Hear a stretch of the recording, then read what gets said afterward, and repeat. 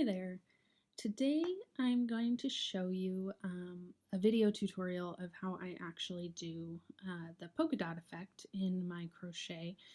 I've had a few questions about this on a couple of my patterns, so I thought a video would be an easier way to show it rather than just the written instructions. So this is actually used on a couple of my patterns, the polka dot pillow and the Minnie Mouse inspired pillow. To create this cool kind of polka dot effect, and different yarns will kind of have a different, will show it differently. You might even want to put some more spacing between your rows of polka dots, and that's easy to do and fine, but I'll show you how to get started with this today. You can see I've already done the first few rows, and the important thing to remember is you're always going to be, when you're working the polka dot row, you're always going to be facing the wrong side. And so you'll always need to put a row of single crochet in between each row of polka dots, or at least an odd number of rows of single crochet. You can do 3 rows of single crochet if you want to add a little more spacing. But to get started, so you'll have your 2 colors, you'll have your background color and your polka dot color. And I'm currently on a polka dot row. So to do this, this row is going to start with 3 single crochets.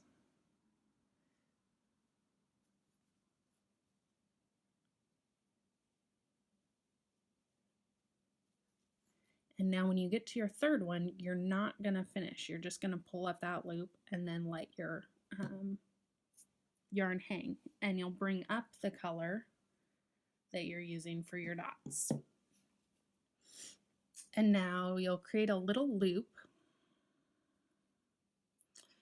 and attach it to your hook and pull it through to finish. And so this is going to make sure the colors don't look kind of goofy. And so you'll pull it tight, and now we're going to start our puff stitch.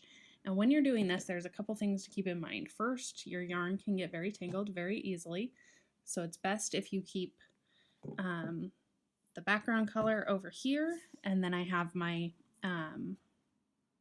polka dot color on my other side, so that way they won't get tangled as much. And then you also need to remember to carry whatever color you're not using through underneath your stitches, because you don't want to have those colors pop up in places where you don't want them. We'll create our puff stitch while carrying through those ends underneath.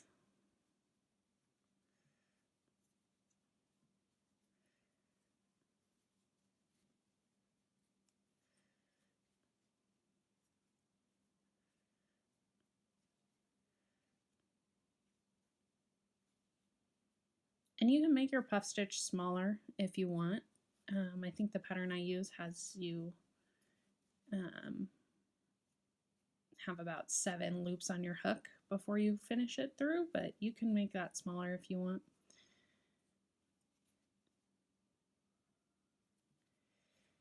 And then, like with that single crochet, you're not going to want to pull it through with this color.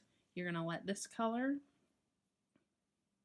hang, and you'll finish it with the blue and pull it tight. So you've done your first polka dot. There it is. Okay, so once you pull it through, we're going to do 2 single crochets in between. So we do 1, and be sure to carry that polka dot color through underneath. So we do 1 single crochet. We start our 2nd one, and instead of finishing it, we bring up the polka dot color. And then in the 3rd, we create our next puff stitch, remembering to carry the blue yarn under.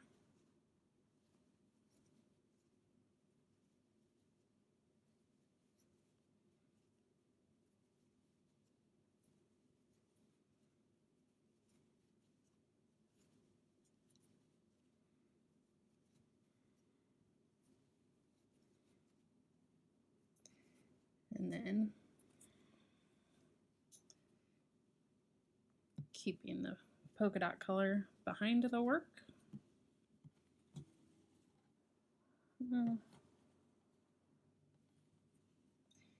It won't ravel so much once you get farther. Keeping that behind the work so it doesn't get tangled. Then we finish with the background color. Pull it tight, carry the pink yarn, make one single crochet, start the second, and finish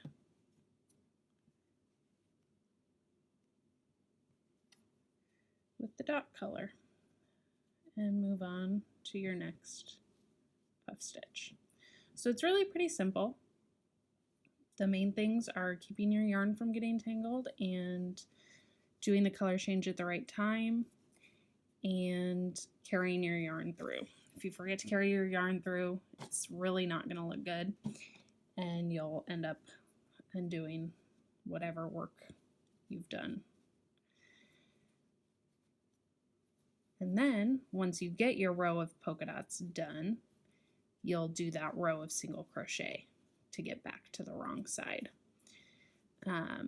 Like I said, if you want to add 3 rows of single crochet in between, you absolutely can. Just make sure it's an odd number so that you're always facing the wrong side when you are doing your dots. Otherwise, you'll have dots facing both ways, and that really isn't what the look we're going for. So I'll do a little more on this row just so you can keep seeing how it works.